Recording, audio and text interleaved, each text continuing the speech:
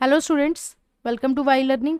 तो जैसा कि हम पढ़ रहे थे इवेंट्स इन सेक्सुअल रिप्रोडक्शन, जिसमें हमने जो पहला इवेंट था प्री फर्टिलाइजेशन इवेंट वो हमने डिस्कस कर लिया था। आज जो है हम जो दो इवेंट बचे हुए हैं, फर्टिलाइजेशन और पोस्ट फर्टिलाइजेशन इवेंट, इन दोनों को आज हम डिस्कस करेंगे।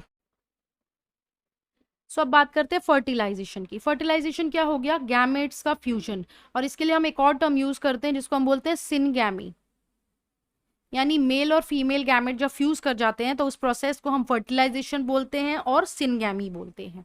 और क्या फॉर्म होगा? एक डिप्लॉइड जाइगोट बन जाएगा। ठीक है, यानी इसका जो है वो क्रोमोसोम नंबर 2n होगा, यानी एक डिप्लॉइड जाइगोट बन गया जब फर्टिलाइजेशन हो गया उसके बाद। अब कुछ ऑर्गेनिजम्स ऐसे होते हैं जिनके अंदर फीमेल गैमेट ही डेवलपमेंट शो करते हैं, यानी वहां पर क्या होगा? फर्टिलाइजेशन नहीं होगा। उस प्रोसेस को हम बोलते हैं पार्थिनोजेनेसिस, यानी female gamete undergoes development to form new organism without fertilisation. तो इस प्रोसेस को हम बोलते हैं पार्थिनोजेनेसिस। इसके आपको एग्जांपल्स ध्यान रखने हैं। हनी बीज में होता है ये, रोटिफर्स में होता है, कुछ लिजार्ड्स में, और टर्की जो बर्ड होता है उसके अंदर होता है ये केस। तो अब बात आती है कि सिनगैमी जो है वो कहाँ पे होगी, किन में होगी। तो यहाँ पर हम दो तरह की फर्टिलाइजेशन पढ़ेंगे। एक हम पढ़ेंगे एक्सटर्नल फर्टिलाइजेशन और दूसरी हम पढ़ेंगे इंटरनल फर्टिलाइजेशन। तो पहले बात करते हैं एक्सटर्नल फर्टिलाइजेशन की। एक्सटर्नल का मतलब हो गया आउटसाइड, यानी ये वाली फर्टिलाइजेशन जो है वो आउटसाइड बॉडी के बाहर हो। तो इस फर्टिलाइजेशन में क्या होगा कि जैसा हमने जब गैमेट ट्रांसफर पढ़ा था उसमें हमने क्या देखा था कि गैमेट ट्रांसफर में वाटर जो है वो एक मीडियम का काम कर रहा है मेल गैमेट को फीमेल गैमेट तक पहुंचाने में। तो यहाँ पर भी एक्सटर्नल फर्टिलाइजेशन में वाटर जो है वो एक मीडियम का काम करेगा। ठीक है, पहली चीज़ तो ये हो गई। दूसरी चीज़ यहाँ पर जो मेन चीज़ आएगी इस एक्सटर्नल फर्टिलाइजेशन में वो क्या होगा कि जो जो गैमेट्स की टाइमिंग होगी रिलीज होने की, वो और जो जिस प्लेस पे उनको रिलीज करना है, ठीक है, वो बहुत ज़्यादा इंपॉर्टेंट होगी। तो यानी टाइमिंग, किस जगह पे जो है वो रिलीज होंगे और कितने टाइम पे दोनों गैमेट्स रिलीज होंगे, तो यहाँ पर एक बहुत ही अच्छा जो है वो बैलेंस मेंटेन होना चाहिए। अदरवाइज जो है वो एक्सटर्नल फर्टिलाइजेशन फेल हो सकता है, यानी सिंक्रोनाइजेशन होगा जो दोनों गैमेट्स के बीच में वो बहुत ज़्यादा अच्छा होना चाहिए। ठीक है, तो टाइमिंग और जो प्लेस होगी गैमेट्स के रिलीज की वो बहुत ही ज़्यादा एक्यूरेट होनी चाहिए। और ये फर्टिलाइजेशन किन में होगी? जितने भी जो एक्वेटिक ऑर्गेनिजम्स आ गए उनमें होगी। जैसे हमारे पास बोनी फिशेस आ गई और फ्रॉग्स। फ्रॉग्स के अंदर तो अलग से पूरा प्रोसेस है फर्टिलाइजेशन का, एक्सटर्नल फर्टिलाइजेशन का डिटेल में। ठीक है, तो यहाँ पर एक्वेटिक ऑर्गेनिजम्स में आपके बोनी फिशेस, फ्रॉग्स और जितनी भी एल्गी वगैरह जो हैं वो आ जाएंगी। तो क्या हमने देखा इसमें एक्सटर्नल फर्टिलाइजेशन में पहला पॉइंट क्या है कि सिनगैमी कहाँ पे होगी? एक्सटर्नल मीडियम में, यानी बॉडी के बाहर। यहाँ पर वाटर जो है वहाँ पे ये होगी क्योंकि ये एक्वेटिक ऑर्गेनिजम्स में होती है। तो एक्वेटिक ऑर्गेनिजम्स आ गए लाइक फिशेस, एल्गी, एम्फीबियंस।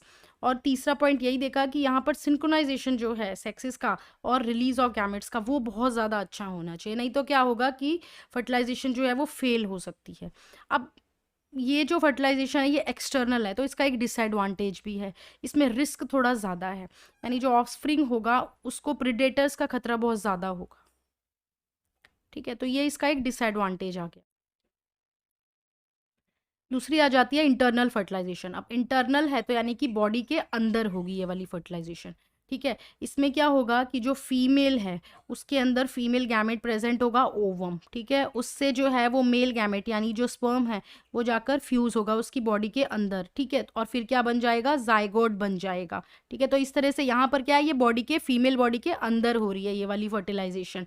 इस फर्टिलाइजेशन में जो मेल गैमेट है वो कैसा होगा? मोटाइल, यानी जो स्पर्म होगा वो होगा मोटाइल और जो ओवम होगा वो होगा स्टेशनरी। स्पर्म मोटाइल होगा और ओवम जो है वो स्टेशनरी होगा। और एक चीज इसमें अंदर, इसके अंदर क्या होगी कि यहाँ पर स्पर्म्स जो होंगे वो बहुत ज़्यादा लार्ज अमाउंट में प्रेजेंट होंगे, यानी उनका नंबर जो है वो काफ़ी ज़्यादा होगा। और यहाँ पे एग्जाम्पल देख लेते हैं, इसमें क्या एग्जाम्पल है? Fungi, reptiles, birds, mammals, bryophyte, pteridophyte, gymnosperms और एंजियोस्पर्म्स, ये सारे ही जो हैं ये इंटरनल फर्टिलाइजेशन करते हैं। तो ये सारा जो था आपका internal fertilisation, external fertilisation, parthenogenesis, ये सारा जो आपका फर्टिलाइजेशन के अंदर आएगा। बाद में हम आने वाले चैप्टरों में ह्यूमंस के अंदर फर्टिलाइजेशन अलग से डिस्कस करेंगे, प्लांट्स के अंदर जो है वो अलग से डिस्कस करेंगे। सो अब बात करेंगे लास्ट इवेंट जो है पोस्ट फर्टिलाइजेशन इवेंट। इसके अंदर जो है वो हम 2 पॉइंट्स डिस्कस करेंगे। पहला डिस्कस करेंगे जाइगोट के बारे में और दूसरा डिस्कस करेंगे एम्ब्रियोजेनेसिस के बारे में। तो बात करते हैं जाइगोट की। अब जब मेल और फीमेल गैमेट फ्यूज हो गए, ठीक है, तो यानी यहाँ पर क्या हुआ, फर्टिलाइजेशन हो गया, तो क्या बना, डिप्लॉयड जाइगोट। जाइगोट जब बन गया तो उसका जो डेवलपमेंट है वो स्टार्ट हो जाएगा। यानी उसका डेवलपमेंट जो है वो किस चीज़ों पे डिपेंड करेगा, उस ऑर्गेनिज्म के लाइफ साइकिल पे और उसके इन्वायरमेंट के ऊपर। अगर हम बात करें इन्वायरमेंट की, जैसे कि हमने पढ़ा कि कुछ ऑर्गेनिज्म जो है जिनमें एक्सटर्नल फर्टिलाइजेशन हो रहा है, यानी बॉडी के बाहर फर्टिलाइजेशन होगा, तो यानी वहाँ पर क्या है, चांसेस हैं कि वो डैमेज हो सकते हैं, चांसेस हैं डेसिकेशन हो सकता है। जैसे कि एल्गी और फंजाई की अगर हम बात करें तो यहाँ पर क्या होगा, वो अपनी बॉडी के अंदर जो है वो एक थिक वॉल बना लेंगे, ठीक है, यानी जो जाइगोट है उसके बाहर जो एक आउटसाइड जो है वो एक कवरिंग बन जाएगी, थिक वॉल बन जाएगी, जिससे वो अपने आप को डेसिकेशन और डैमेज से बचा सके, ठीक है। तो यहाँ पर क्या है कि ऑर्गेनिज्म जो है उनका डेवलपमेंट अगर एक्सटर्नल होगा तो उस केस में जो है वो अपने आसपास कुछ ना कुछ इस तरह का प्रोटेक्शन रखेंगे जिससे उनका डेवलपमेंट आसानी से हो जाए, कोई भी जो है उनके अंदर डैमेज ना हुए, ठीक है। अगर उनका डेवलपमेंट इंटरनल है, जैसे कि ह्यूमंस की अगर हम बात करें तो जो डेवलपमेंट है वो कैसा होगा, इंटरनल होगा, बॉडी के अंदर होगा। तो वहाँ पे क्या है, प्रोसेस थोड़ा सा कॉम्प्लेक्स हो जाता है, उसमें क्या है, टाइम लगता है, यानी 9 मंथ्स का जो है वो टाइम लगेगा। तो यानी ऑर्गेनिज्म का डेवलपमेंट उसके इन्वायरमेंट के ऊपर डिपेंड करेगा। दूसरी बात आती है लाइफ साइकिल की। अगर ऑर्गेनिज्म का लाइफ साइकिल थोड़ा है यानी छोटा है तो वहाँ पर क्या होगा, जो जाइगोट है उसका डेवलपमेंट उतना ही ज़्यादा फास्ट हो जाएगा। अगर लाइफ साइकिल जो है वो थोड़ा बड़ा है, ठीक है, टाइम पीरियड उसका ज़्यादा है लाइफ साइकिल का, तो वहाँ पर जाइगोट का डेवलपमेंट जो है वो थोड़ा टाइम लेगा। तो इस तरह से जाइगोट का डेवलपमेंट इन दोनों ही फैक्टर्स के ऊपर डिपेंड करेगा। और एक और चीज़ है कि जाइगोट जो है वो एक इंपॉर्टेंट लिंक का काम करता है स्पीशीज़ की कंटिन्यूटी को बनाने में, क्योंकि अगर जाइगोट बनेगा तो फिर वो धीरे धीरे जाकर एक ऑफस्प्रिंग बनेगा उससे, ठीक है। तो वहाँ पे फिर क्या है, जो भी स्पीशीज़ का वो इंडिविजुअल बनेगा उससे क्या होगा, वो स्पीशीज़ जो है उसकी कंटिन्यूटी जो है वो इस अर्थ पे बनी रहेगी, यानी वो स्पीशीज़ इस अर्थ पे प्रेजेंट रहेगी। तो यहाँ पर जाइगोट जो है वो एक कंटिन्यूटी भी बना रहा है स्पीशीज़ में। अब जो दूसरा पॉइंट है पोस्ट फर्टिलाइजेशन में वो है एम्ब्रियोजेनेसिस, यानी जब जाइगोट बन गया तो जाइगोट के बाद जो है वो एम्ब्रियो जो है वो बनेगा, जाइगोट के बाद एम्ब्रियो बन जाएगा। तो इस प्रोसेस को ही हम बोलते हैं एम्ब्रियोजेनेसिस, जिसमें जाइगोट से एम्ब्रियो का डेवलपमेंट स्टार्ट हो गया। अब जाइगोट जब बना तो वो क्या, दो चीज़ें कर रहा है, एक तो यहाँ पर सेल डिवीजन कर रहा है, दूसरा क्या कर रहा है, सेल डिफ्रेंशिएशन कर रहा है।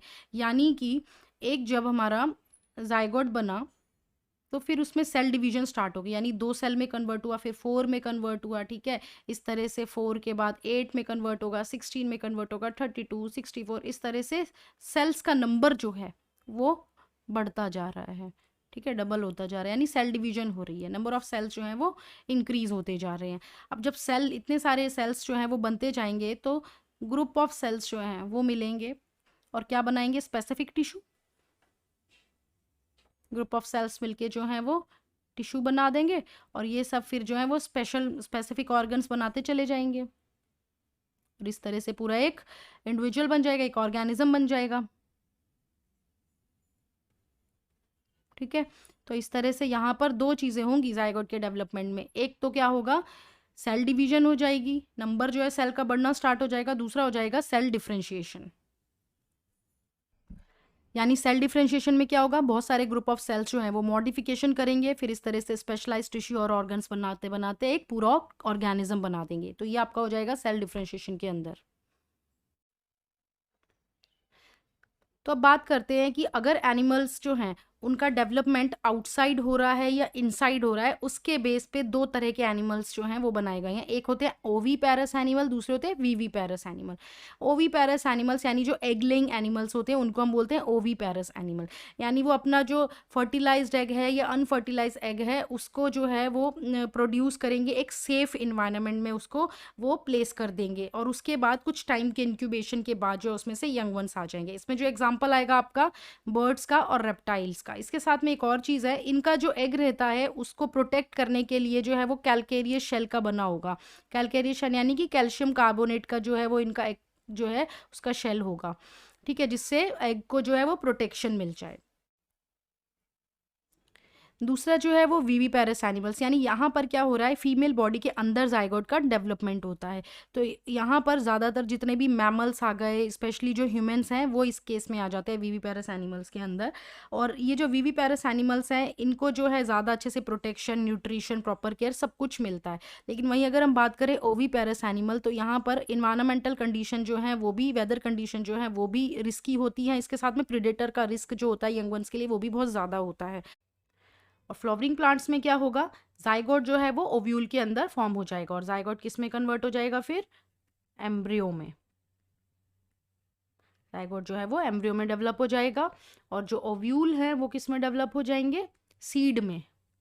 ओव्यूल सीड में डेवलप हो जाएंगे, और ओवरी जो है वो फ्रूट में डेवलप हो जाएगी।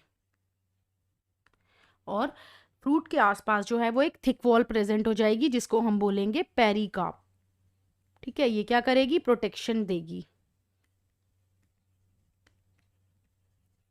सो स्टूडेंट्स, इस तरह से आपका जो है ये पोस्ट फर्टिलाइजेशन इवेंट भी कंप्लीट होता है, और ये चैप्टर भी कंप्लीट होता है। तो अगर आपको वीडियो पसंद आए तो लाइक शेयर सब्सक्राइब ज़रूर करें। नेक्स्ट क्लास में हम पढ़ेंगे सेक्सुअल रिप्रोडक्शन फ्लावरिंग प्लांट्स के अंदर। Thank you.